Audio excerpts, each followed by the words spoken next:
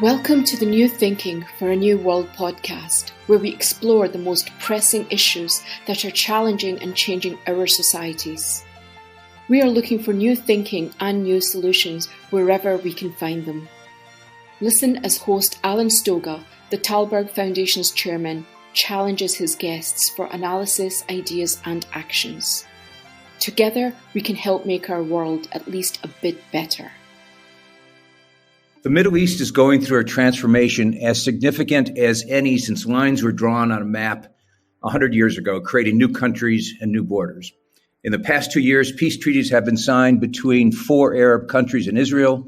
New investment and trade relationships are emerging in a search for economic opportunity instead of ideological or religious domination. The threat of war between Shia and Sunni seems to be fading. Perhaps most importantly, there's a growing sense that local leaders, not those in Washington, London, Moscow, or elsewhere, can best define how people who actually live in the region ought to be governed. Almost by definition, Jordan, under the leadership of King Abdullah II, is playing a major role in trying to shape a new Middle East that will be defined not by conflict, but by prosperity. My guest today, Ambassador Dina Kawar, is both an observer and a participant in this transformation. She is currently Jordan's ambassador to the United States, having previously served as her country's ambassador to the United Nations, France, Portugal, the Vatican, and UNESCO. Welcome, Madame Ambassador. Thank you, Alan. I'm so happy to be with you today. Thank you. Let's start at the meta level.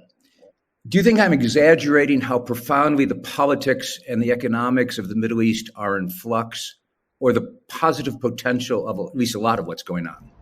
Well, if you look at the last 10 years in the Middle East, definitely 100 years after the Sykes-Picot arrangements, we're seeing a complete change and movement in the Middle East.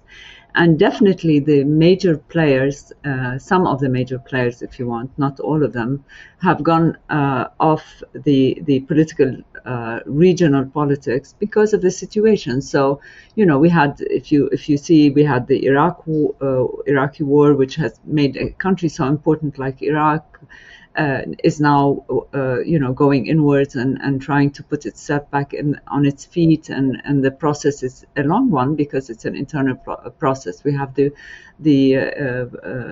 civil war in Syria, which is still, Syria is not is suspended from the Arab League, so it still has not resolved its own issues. We have the Yemen war. We have issues that are Libya that is in shambles. So basically what we're seeing is that the conflict now in the Middle East is internal to each country. And God knows that when conflicts are internal to each country and there's the dynamics that play within these countries, it's very complicated and very difficult. Also look at Lebanon, where they are now and where they're going. So definitely I agree with you that we are at a stage in our region where things are shifting. And at the same time, you refer to the Israeli-Arab normalization process with several countries, the economic flourish, and the same thing that's happening in all of the Gulf states. So we have some sort of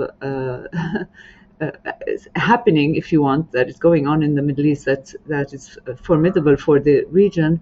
And at the same time, we have those stalled, very complicated conflicts that need to be looked into. But what I can tell you, and that's my feeling, my own analysis, and here I'm speaking my own name, is that definitely regional issues, for them to go further, have to be resolved regionally. And I think that's something that all of us in the Arab world feel, that we have to go on our own feet and try to find the solutions regionally, because we cannot wait for others from the outside to come in and solve these issues. But definitely for Jordan, we've always had this policy of, let's talk about prosperity, let's put our means and our funds and our money into economic growth. Let's try to look at issues, and Alan, issues in the world now do not know any borders. And in Jordan, His Majesty talks a lot about the need to look at issues that concern the climate, water challenges. God knows how much this is the future, and the scary part about water shortages, about food shortages, the refugees issues, and the movement of population among the Arab countries is something. The Syria war, we're the first country that has had to pay with Lebanon, of course, and Turkey. We've had 1.3 million Syrian refugees added to all the refugee counts that make Jordan, home to 30% refugees. So there are really very important issues that we need to look at as a region. And if we don't do that, it will be too late. And it's very hard to think that there are two speeds in the Middle East. One speed of countries that are, developing and going fast forward, and others that are stalling. We need to get to a point where we can find this dynamics of one helping the other for the good of all. And of course, among the conflicts that we mentioned Syria, Iraq, Yemen, Libya, but we should not forget the Palestinian-Israeli problem and the issue of the Palestinian right to homeland. And that is something that needs to be solved and has to be solved before it's too late. I want to talk about all of that in the time we have together today. But let's start with, in this changing environment, clearly there's been an intensification of Jordanian diplomacy. I have seen that King Abdullah was in Moscow. He's been in Washington. There have been recent agreements with the Emiratis and the Israelis on the one hand, with the Egyptians and Syrians and the Lebanese on the other hand, all that we want to talk about. But you get this sense that the Jordanian diplomatic motor is in overdrive. Yeah. What is Jordan trying to do? It's very easy. I mean, I'll tell you one. There are several tracks, and one track that His Majesty is very keen on, which is developing the economic relations between us, Iraq, and Egypt. So we have this track that's ongoing. We have an economic agreement to create a free zone industrial, to create a pipeline between Iraq to Egypt going through Jordan.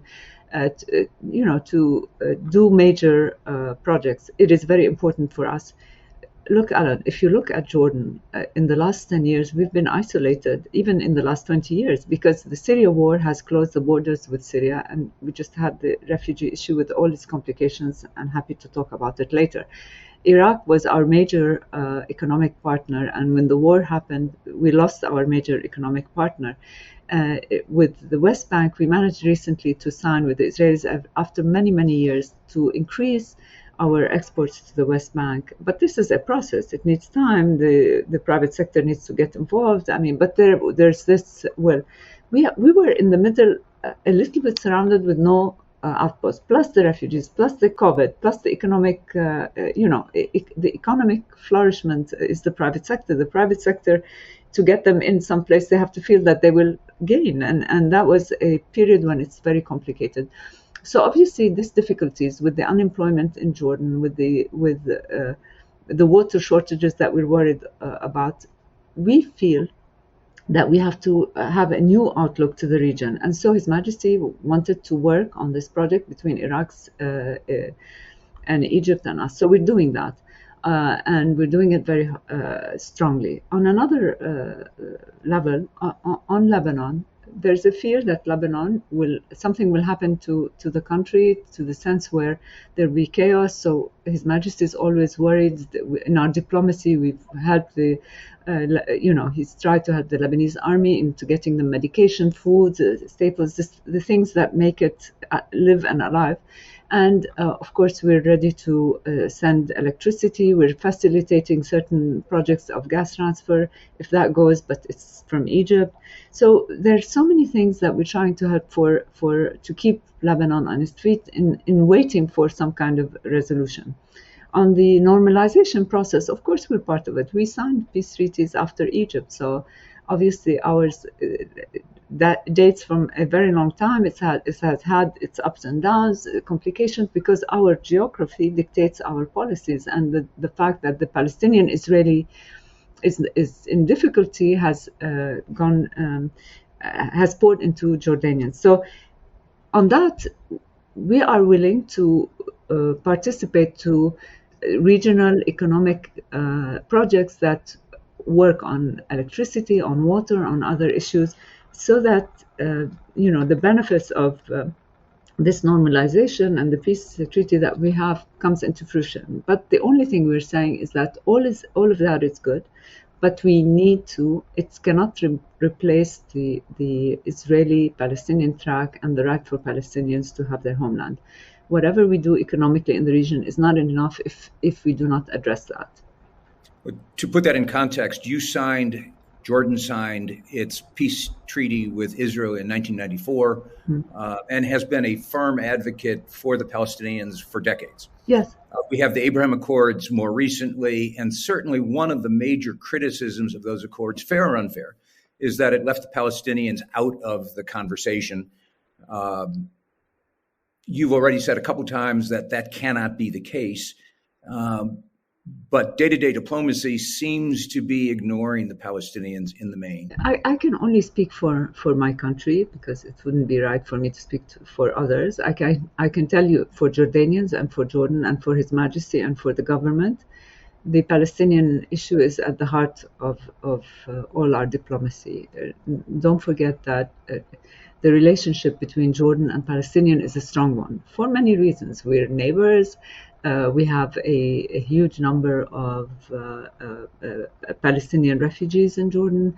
The fabric of the Jordanian society is very much tied in with the Palestinian ones. There's intermarriages, families, everybody knows everybody. So I cannot say that for us it's been something that's put on the side. No, it's very much at the heart of it. But we would like to always work to see us going forward and to trying to find a solution. And we're always saying it's very important that we keep the idea of a two-state solution alive, because if the concept of a two-state solution goes away, it's a problem for the Palestinian. It's not fair for them. It's a problem for the region. But also, we say it will be one day a problem for the Israelis if they choose to go to the one-state solution, because eventually it will be a state that has Palestinians who do not have the same rights as Israelis, and that's not something I would imagine that a country like Israel would want to have. So we've always had the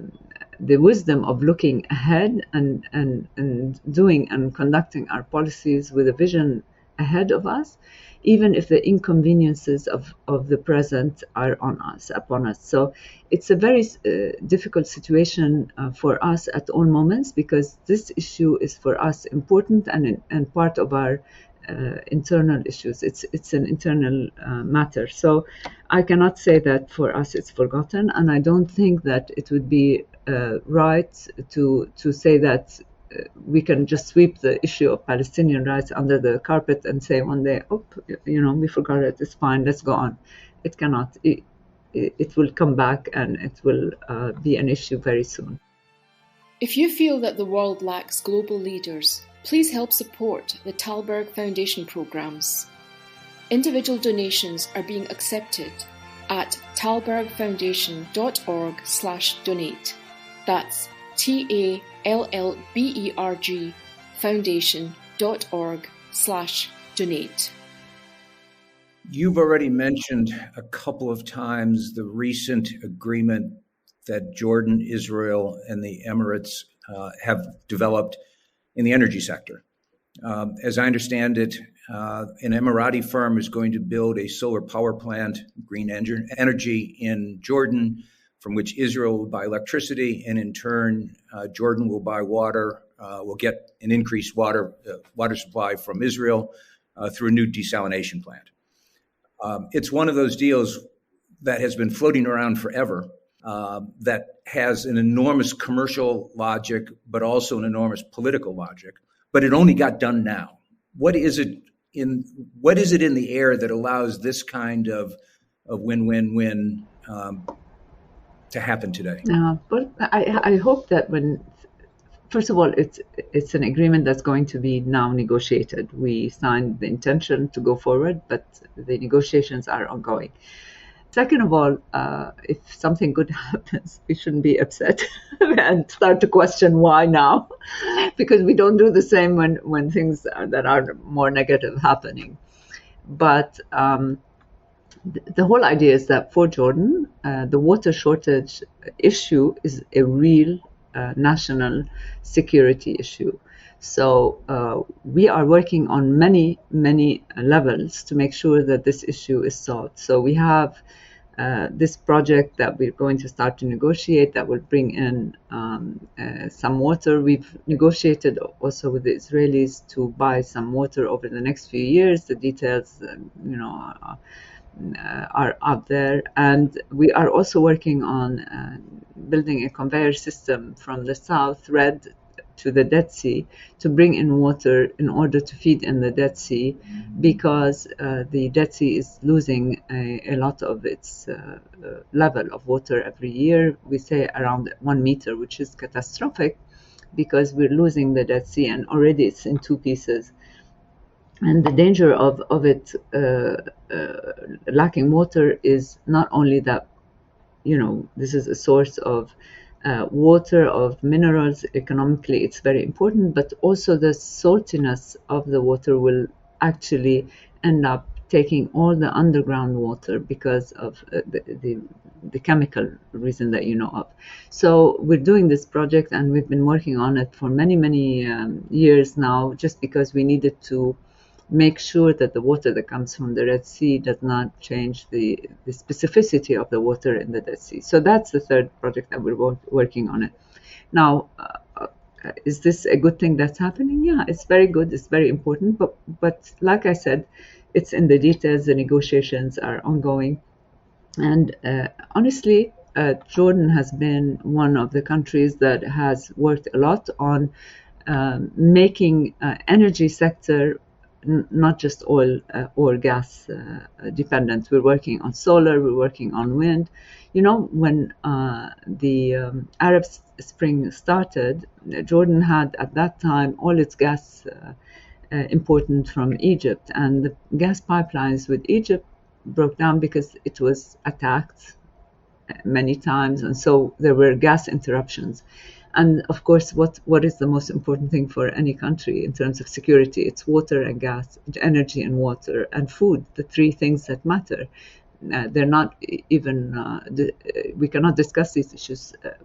Any country's safety depends on it. So we had to really rush into buying oil in the prices of the market prices. That was expensive, and it has affected our budgeting up till now. The debt that we are servicing comes from that period of energy. So that was a lesson that we needed to fix, to put back on track and say, this is it. We need to diversify all our energy resources, and one of the things is the solar energy. So when this idea came between the UAE and Israel, and the result is using solar energy, the investments of the UAE, which they actually are interested in doing, and getting us water, then it's a no-brainer in the sense of the usefulness of such a project. But again, we cannot say anything until we see that signed.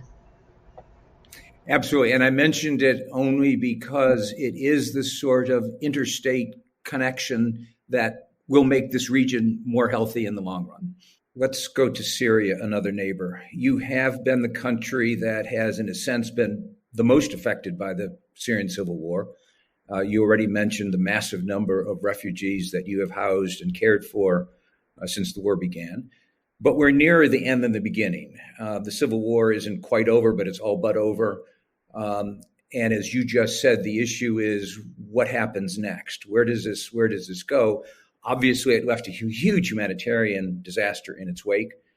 The thing is that if you try solving a problem the same way the first time, second time, third time, and you don't get results, then the third time it means there's a problem with you, And we have really suffered on many levels with the Syrian issue. And first of all, a country's borders have been stopped, and the access to Europe, to trade to the north has stopped.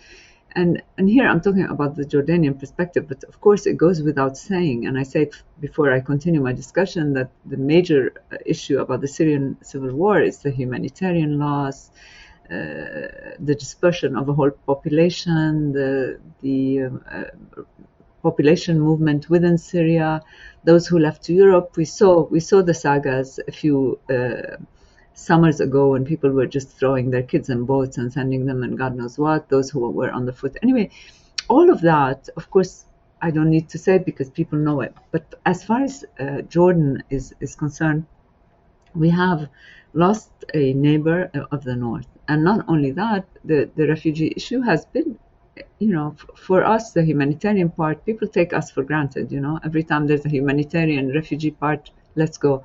And the humanitarian part, we had the help and support of the international community, but not recently. I mean, after COVID, people had their fatigue, they had their own issues, they had their own economic issues. So we started getting less and less and less support from the international community. And where we are now, we're not in a good place, Alan. It's really taking up on our own resources, whether it's financial, economic, the unemployment high rate. And in spite of that, we really make sure that the refugees get schooling.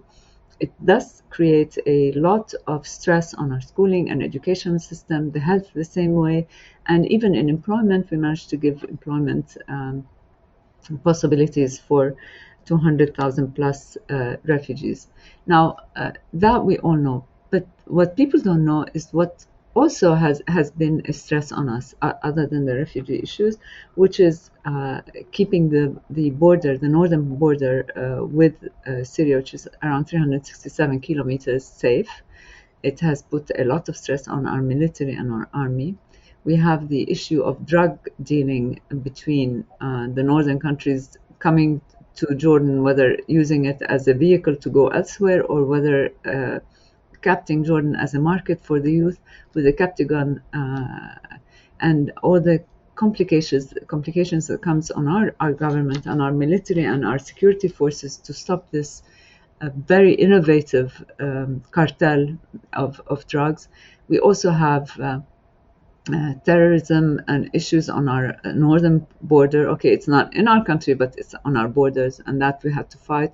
The presence of third parties also is becoming complicated. So this has to stop. And all we are saying is that the international community, the Arab League, needs to sit down and talk about it and try to find a way out and see how do we go forward. What do we do? We're not suggesting ourselves any solutions in specific, but we're just saying it's about time that we address this issue. It cannot go on like that forever.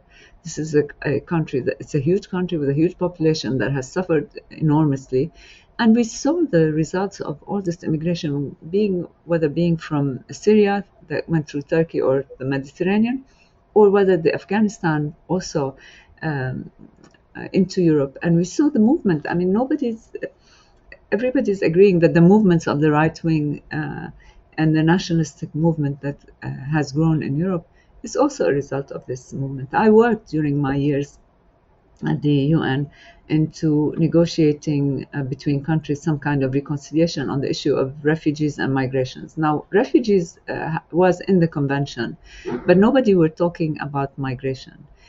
Refugees is a political issue. Migration is an economic issue, and that was never put forward on the table in the UN.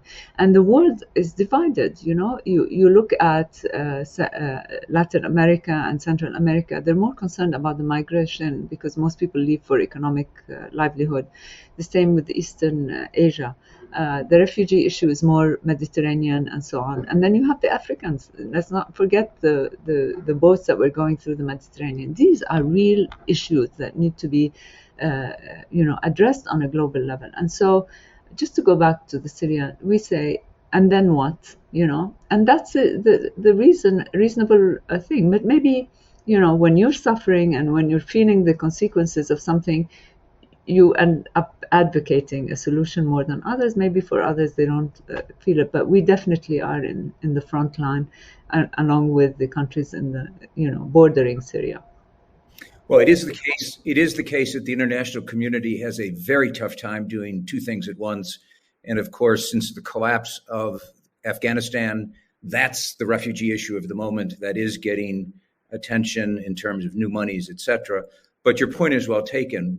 It was one of the issues that we always had when we were members of the Security Council, is when are we ever going to go into the thoughtfulness of prevention as opposed to reaction? And that has been ongoing for ages, because and you cannot blame anyone except the member states and the UN, because they are the ones who decide. The UN is as good as its members, and the fact that we've become overwhelmed with global issues, maybe one day we'll come back to the notion of let's sit down and try to take one by one. And the COVID story, unfortunately, makes the point, is that rather than anticipate, it's been entirely reactive, and reactive not just to COVID, but to each wave of COVID. We don't know how to we're not letting ourselves get ahead of anything. I did want to shift finally back to the United States, because you are ambassador in Washington and have been in the States now for several years. The United States, whether or not the U.S. is withdrawing, air quotes on that word, from the Middle East, it is the current conventional wisdom. I don't think it's withdrawal as much as a refocusing, a resizing, a reshaping, but we could debate that. How do you see it? And then this question is obviously the question of the moment. Is the U.S. withdrawing? Is it coming out? And I here, if you allow me, I'm going to speak in my own person, because this is some of the reflections that I have, and it does not in any way reflect any of my government's policies.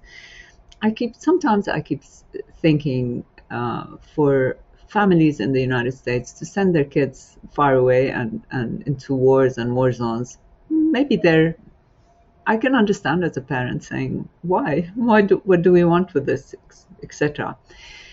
And I can see that sometimes there's this anti-intervention or anti-being in that part of the world.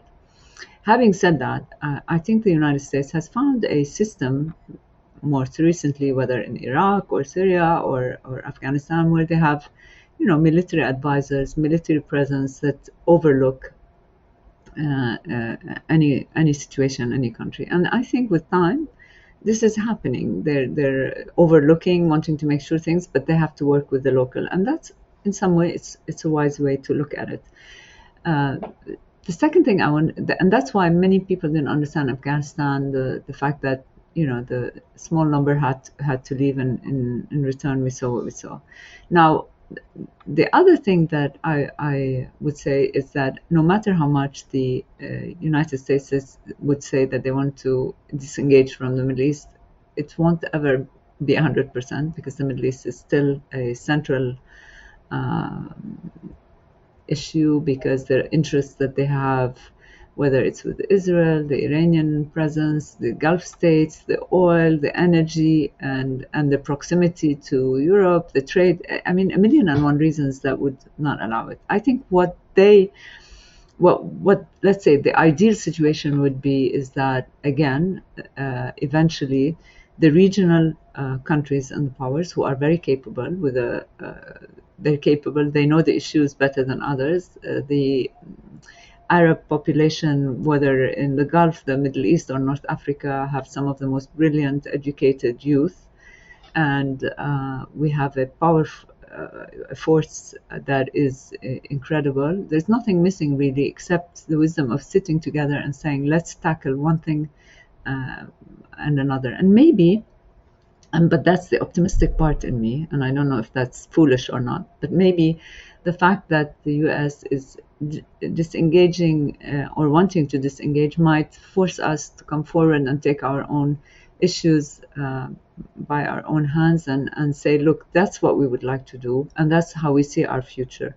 And believe me, if there's nothing missing in our area, nothing, neither the money, nor the means, nor the brains, nor the sun, which is good for energy, and nor the history, which makes our countries very interesting and something to preserve. So this is my only hope, that we would. I know that the United States policies has changed in the sense that they want to go and concentrate east and work, and that we're seeing. But maybe that's a reason for us to take our own issues by our own hands and go forward. Let me end with a non-policy question. You've lived in the States now for a number of years. You've traveled extensively in the United States. Yeah. What's most impressed you, good, bad, or ugly? I had this before COVID. I had the map of America. There was life before COVID. I remember it. I had the map of the United States, and I was saying I'm going to finish the 50th state in Hawaii for vacation before I leave. But I did visit around 27 states, and it's amazing how much. First of all, the minute you leave Washington, you realize there's a life outside there, because, in Washington, it's such a political environment, and you think this is it, but this is Washington, and it's a one industry town. So you go there and you realize how much. But what I would say, there's a lot of things to see in the United States, apart from the beauty of the country, which is amazing, the nature. You never see it anywhere in those big mountains, everything is big in America, and that's something that's amazing. I enjoyed visiting universities, and that's something that I admire totally, the academics and the way that Americans put the attention on their youth. They develop their energies, their skills, but also their personalities, and that I find amazing.